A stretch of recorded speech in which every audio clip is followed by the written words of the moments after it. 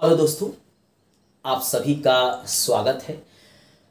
आज हम ज्योग्राफी का फर्स्ट चैप्टर भारत के बारे में पढ़ेंगे। क्योंकि ज्योग्राफी से इस बार 67वीं बीपीएससी में काफ़ी घुमावदार प्रश्न आए थे और ज्योग्राफी का रोल बढ़ गया है। पहले history, science, current, Bihar special को लेकर हम चल रहे थे, लेकिन हाल में जो 67वीं बीपीएससी में ज्योग्राफी पूछा गया उसमें जो ज्योग्राफी है लगभग 15 से 16 प्रश्न पूछे गए और कुछ स्टैंडर्ड प्रश्न पूछे गए। उसके लिए फैक्ट के साथ साथ एनालिसिस का होना ज़रूरी है। यानी फैक्ट तो आप जानते ही हैं, साथ साथ उसके बारे में आप विशेष रूप से क्या जानते हैं यह भी अब बीपीएससी मांग करने लगा है। तो हम एक एक करके देखेंगे, मैप के थ्रू देखेंगे। चूँकि ज्योग्राफी बिना मैप के आप उसको अच्छे ढंग से नहीं जान सकते हैं, इसलिए हम मैप के थ्रू एक एक करके देखेंगे। चलिए हम शुरू करते हैं। शुरू करने से पहले हम यही कहेंगे, अच्छा लगे तो मेरे चैनल को सब्सक्राइब कर घंटी जरूर दबा दीजिएगा ताकि प्रत्येक वीडियो आप तक पहुंच सके। चलिए आज हम भारत एक परिचय, इसके बारे में हम लोग पढ़ेंगे। सबसे पहले एक छोटा सा मैप बना लीजिए, क्योंकि इसकी आवश्यकता जो है आपको जो है पड़ेगा। पहले हम एक छोटा सा मैप बनाते हैं।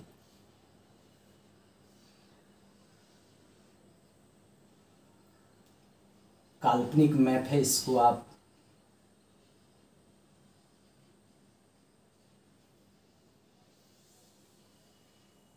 ठीक है। एक हम भारत का मैप बना ली और इसके थ्रू जो है हम चीज़ों को समझेंगे। देखिए, भारत का कुल क्षेत्रफल जो है 32,87,263 किलोमीटर है। कितना है क्षेत्रफल? क्षेत्रफल जो है भारत का 32,87,263 किलोमीटर। ठीक है, ये भारत का कुल क्षेत्रफल है। ये तो सरकार का डाटा है और एग्जाम में यही आएगा। लेकिन यह भी जानना जरूरी है कि क्या भारत के पास इतना क्षेत्रफल है? जी नहीं।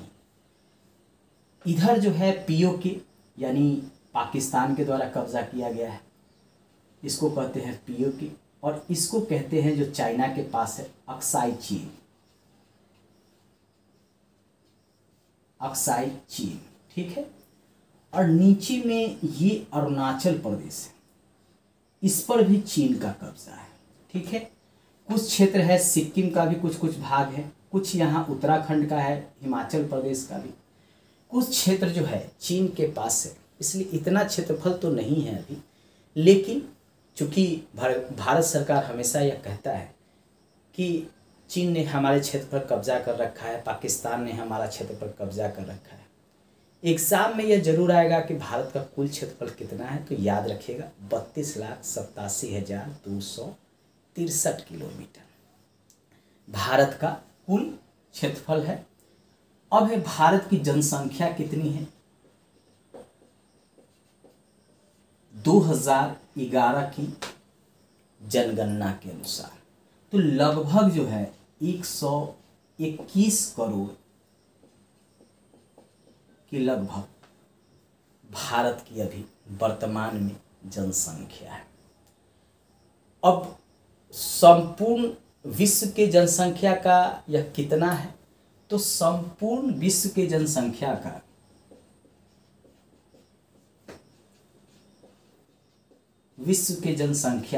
मात्र 17.7% है।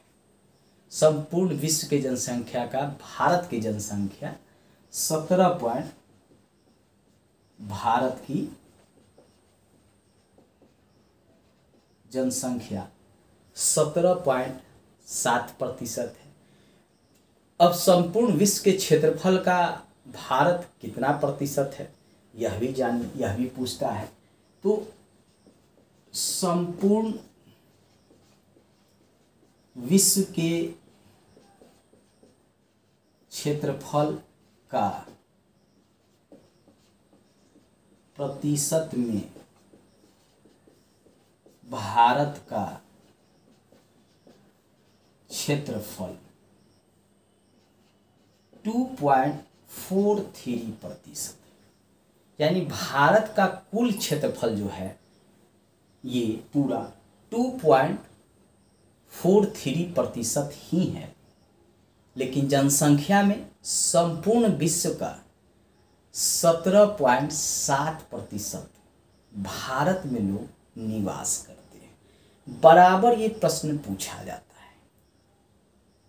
अब भारत का उत्तर से दक्षिण की तरफ लंबाई, पूरब से पश्चिम की तरफ लंबाई कितना है, यानी नॉर्थ से साउथ की तरफ और वेस्ट से ईस्ट की तरफ कितना है, तो ऊपर से लेकर नीचे तक का भारत का जो लंबाई है वह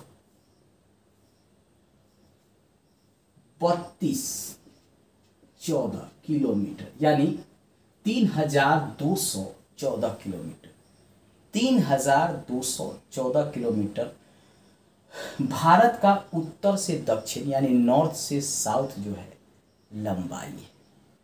तो अब इसका पूरब से पश्चिम भी लंबाई होगा, तो पूरब से पश्चिम की तरफ लंबाई जो है भारत का वह है 2933 किलोमीटर। बराबर पूछता है कि उत्तर से दक्षिण कितना है, उत्तर से दक्षिण लंबाई तो 3214 किलोमीटर और पूरब से पश्चिम भारत की लंबाई तो 2933 किलोमीटर। ये तो हम कुछ प्रमुख बातों को जान गए कि भारत में जनसंख्या कितना है, भारत का कुल क्षेत्रफल कितना है, भारत में विश्व की कुल जनसंख्या का कितने लोग वास करते हैं, भारत का उत्तर से दक्षिण कितना किलोमीटर लंबा है, पूरब से पश्चिम कितना किलोमीटर लंबा है। आइए और भी कुछ मुख्य बातों को जानते हैं।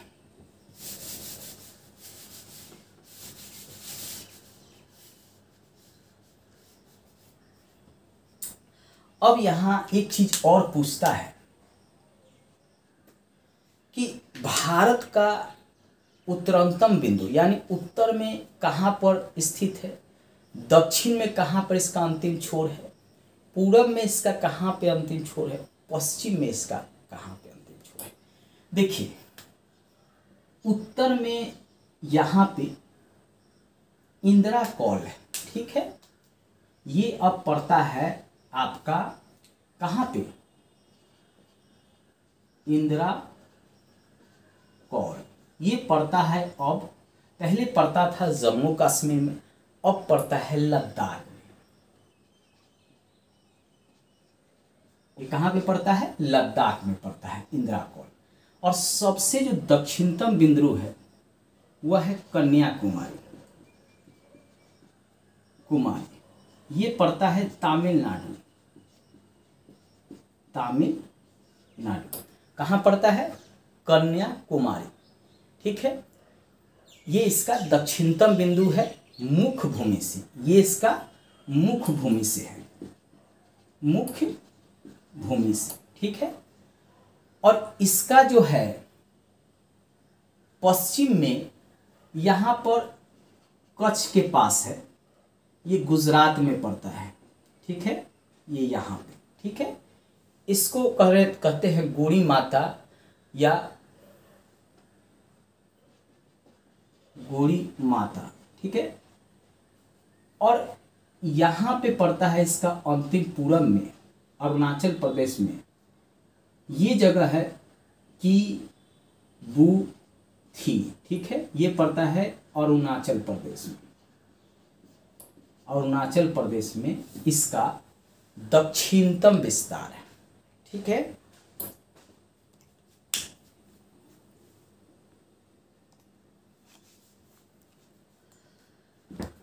इसका दक्षिणतम विस्तार है।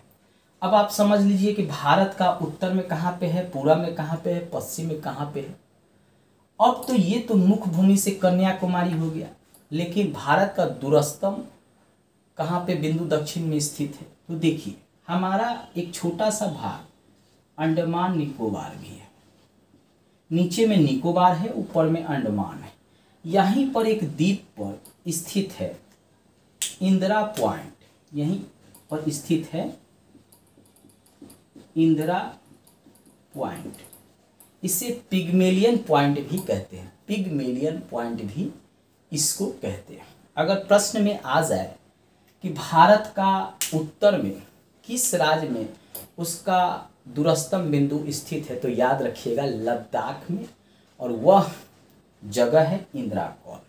अगर दक्षिण में पूछे दूरस्थम कौन सा है, तो याद रखिएगा निकोबार द्वीप में स्थित इंदिरा पॉइंट, जिसको पिग्मेलियन पॉइंट भी कहते हैं। और पूछे मुख्य भूमि से दक्षिण में कहाँ है, तो कन्याकुमारी जो तमिलनाडु में स्थित है। पश्चिम में पूछे तो गुजरात में गौरी माता जो कच्छ के पास स्थित है। और पूरब में पूछे तो अरुणाचल प्रदेश में किबू थी है जो स्थित है। अब भारत से कर्क रेखा गुजरती है जो भारत को उत्तर और दक्षिण दो भागों में बांटती है। आइए उसके बारे में भी हम जानते हैं। इसको हम मिटा देते हैं।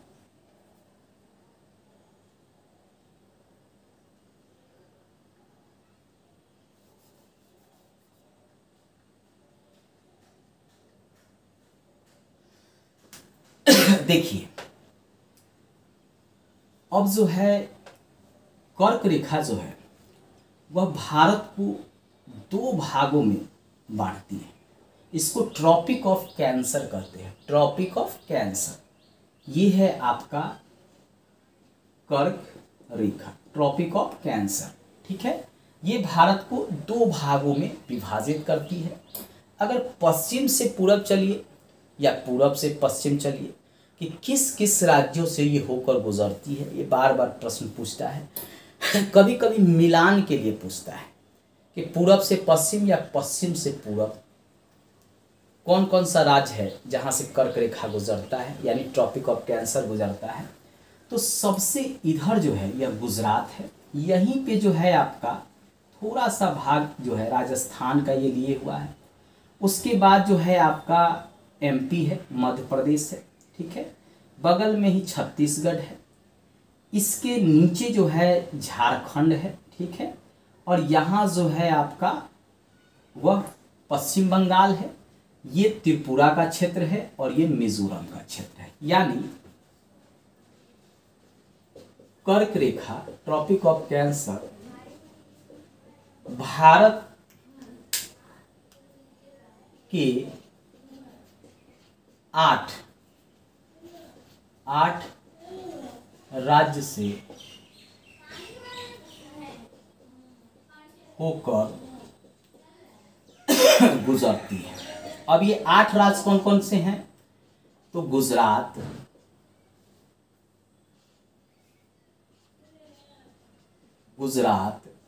दूसरा है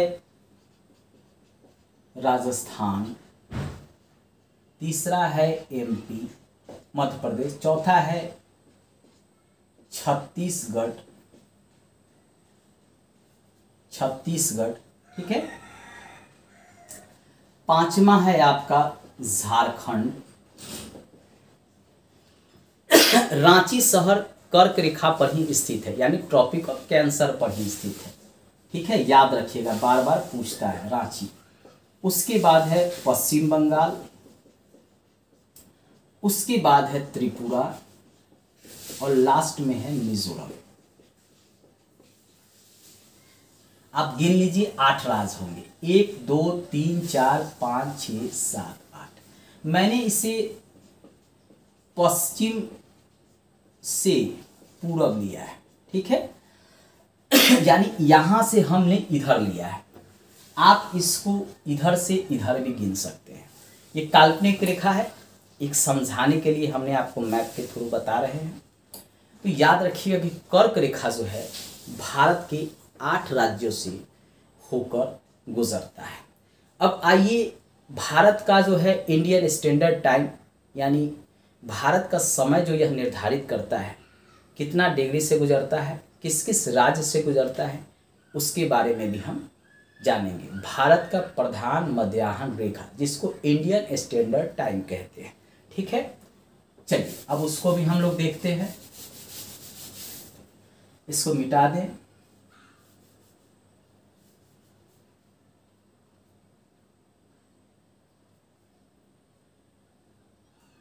देखिए भारत का जो इंडियन स्टैंडर्ड टाइम है 82.5 डिग्री पर स्थित है, जो यहाँ से जो है गुजरते हुए यहाँ से निकल जाता है 82.5 डिग्री, ठीक है। इसको जो है 82 डिग्री और 30 मिनट भी लिखते हैं, दोनों तरह से जानते हैं। ये भारत का प्रधान मध्याह्न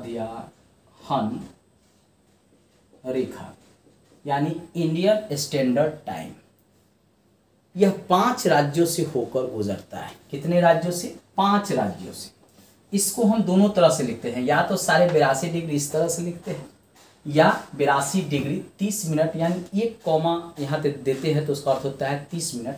चूँकि 2 डिग्री के बीच में 60 मिनट का अंतर होता है, तो अगर हम एक कॉमा देते हैं तो मिनट में होता है, अगर 2 कॉमा देते हैं तो वो सेकेंड में होता है। इसको भी याद रखिएगा।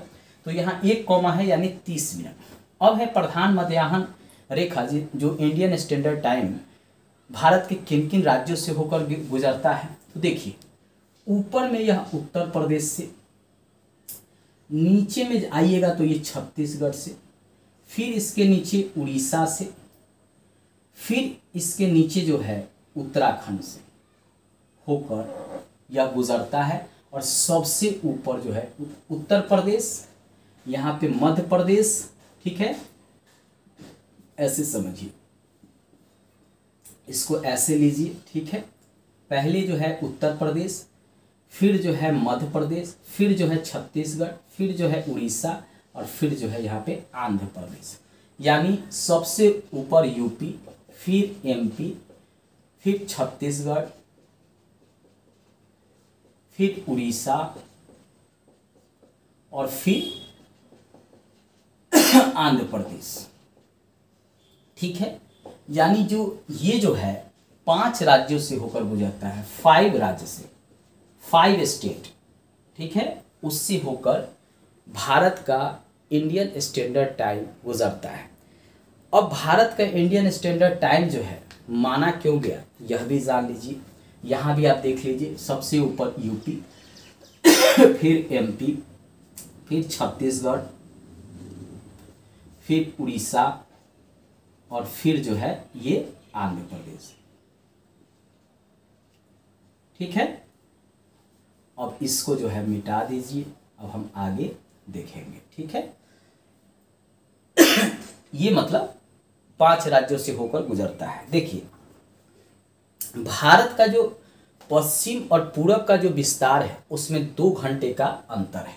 यानी ये गुजरात से लेकर और ये जो अरुणाचल प्रदेश का जो क्षेत्र है यहाँ 2 घंटे का अंतर पड़ता है। क्योंकि अरुणाचल प्रदेश में 2 घंटा पहले जो है सूर्योदय होता है और 2 घंटा बाद जो है गुजरात में जो है सूर्योदय का अस्त होता है। अब समय के ये अंतर को दूर करने के लिए भारत सरकार के द्वारा इंडियन स्टैंडर्ड टाइम को लाया गया। उसके हिसाब से संपूर्ण भारत में एक समय को निर्धारित किया गया। आप भी जानते हैं कि आप बिहार में रहिए या यूपी में रहिए या दिल्ली में रहिए या अरुणाचल प्रदेश में जाइए, आपका जो घड़ी का जो टाइम है वह एक ही दिखाता है। यही इंडियन स्टैंडर्ड टाइम जो है यह समय का निर्धारण करता है। अब इंडियन स्टैंडर्ड टाइम जो है कहाँ से लिया गया, क्यों लिया गया, यह भी जानिए। देखिए संपूर्ण विश्व में एक समय निर्धारित हो, इसके लिए ब्रिटेन के ग्रीनविच शहर से 0 डिग्री जो ग्रीनविच शहर में है वहाँ से एक रेखा खींचा गया और उसके पूरब तरफ और पश्चिम तरफ जितने भी देश हैं वहाँ समय का निर्धारण हुआ कि पूरब में अगर आप बढ़ते हैं तो आपका एक दिन बढ़ेगा और 0 डिग्री से पश्चिम में बढ़ते हैं तो आपका 1 डिग्री घटेगा, यानी आपका जो है समय घटेगा। कहने का अर्थ है कि 0 डिग्री जो ब्रिटेन के ग्रीनविच शहर से खींचा गया है उसके पूरब तरफ अगर जाइएगा तो समय बढ़ेगा और पश्चिम तरफ जाइएगा तो समय घटेगा। अब ब्रिटेन में एक जगह है, वहीं से यह 0 डिग्री गुजरता है। ये ग्रीनविच शहर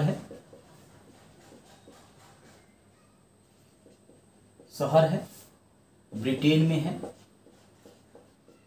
इसी के नाम पर ग्रीनविच स्टैंडर्ड टाइम, ठीक है, ये रखा गया। इससे भारत का जो इंडियन स्टैंडर्ड टाइम है 82.5 डिग्री, वह 5 घंटा 30 मिनट आगे है। यानी ग्रीनविच से विच मेन टाइम से भारत का मानक समय 82.5 डिग्री 30 मिनट 5 घंटा 30 मिनट आगे है।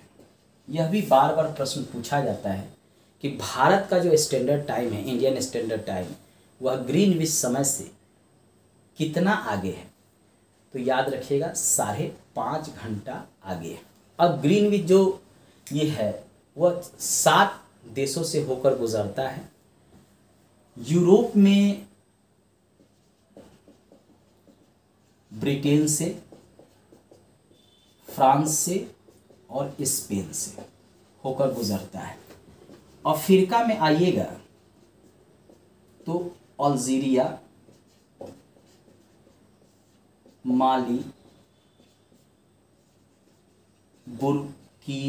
बुर्किनो फासो, टोगा और घाना, इनसे होकर जो है अफ्रीका में गुजरता है। और यूरोप में 3 देशों से होकर गुजरता है, ब्रिटेन, फ्रांस और स्पेन से। कभी कभी मिलान करने के लिए यह दे देता है कि 0 डिग्री जो ग्रीनविच जहाँ से निर्धारित किया गया है वह किस किस देशों से होकर गुजरता है। तो आपको याद रखिएगा भारत के समय से यह कितना पीछे है, भारत का समय ग्रीनविच से कितना आगे है, तो 5.5 घंटा आगे है। भारत में किन किन राज्यों से होकर गुजरता है, तो 5 राज्यों से होकर गुजरता है। इसको आप याद रखिएगा। बराबर जो है इससे ज्योग्राफी में बीपीएससी बराबर प्रश्न को उठाता है। तो आप देख लिए कि भारत के क्षेत्रफल के बारे में बताया, भारत का हम कितना जो है जनसंख्या उसके बारे में बताए, कितनी जनसंख्या पूरे विश्व का भारत में है इसके बारे में बताएं, कितना प्रतिशत जो है निवास करते हैं भारत में ये बताएं, भारत का कुल क्षेत्रफल पूरे विश्व का कितना है यह भी मैंने बताया, ग्रीनविच कहाँ से गुजरता है, भारत का लंबाई चौड़ाई उत्तर से दक्षिण पूर्व पश्चिम कितना है, यह हमने आपको बताया। अब है कि भारत जो है अक्षांश और देशांतर, इसको भी जानते हैं, कितना डिग्री अक्षांश पे स्थित है और कितना डिग्री यह देशांतर पे स्थित है। आइए हम इसको भी जानते हैं।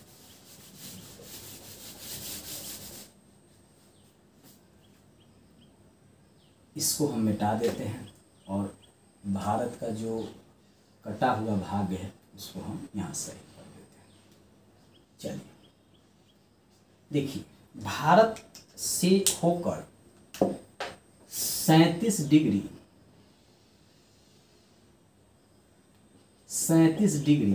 और 6 मिनट और नीचे में 8 डिग्री और 6 मिनट, ये अक्षांश का विस्तार है। यानी उत्तर में उत्तर से दक्षिण अक्षांश लैटिट्यूड और लॉन्गिट्यूड। लॉन्गिट्यूड देशांतर और लैटिट्यूड अक्षांश। उत्तर से दक्षिण अक्षांश का विस्तार 8 डिग्री 6 मिनट से 37 डिग्री 6 मिनट के बीच है। ये भारत की मुख्य भूमि है। अगर इसका दूरस्थ बिंदु को कर लेंगे तो यहाँ पे 8 डिग्री 6 मिनट की जगह पे 6 डिग्री 4.5 मिनट हो जाएगा। ठीक है, ये याद रखिएगा। ये दूरस्थतम बिंदु यानी निकोबार, इससे अगर आप लेते हैं, यहाँ से लेते हैं तो 6 डिग्री 4.5 मिनट। ठीक है, और अगर भारत के मुख्य भूमि से लेते हैं तो 8 डिग्री 6 मिनट अक्षांश यानी लैटिट्यूड का है, और लॉन्गिट्यूड यानी देशांतर का विस्तार कितना है। तो देशांतर जो है यहाँ जो कच्छ से लेकर यहाँ जो है अरुणाचल प्रदेश तक है, ये जो है देशांतरीय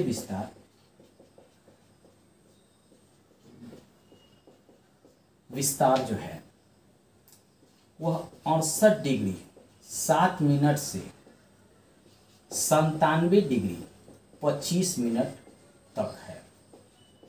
अब ये 68 डिग्री 7 मिनट जो है यह यहाँ गुजरात में पड़ता है। गुजरात का कच्छ एरिया है, वहाँ 68 डिग्री 7 मिनट यानी ये वेस्ट, और ईस्ट में जो है ये अरुणाचल प्रदेश है।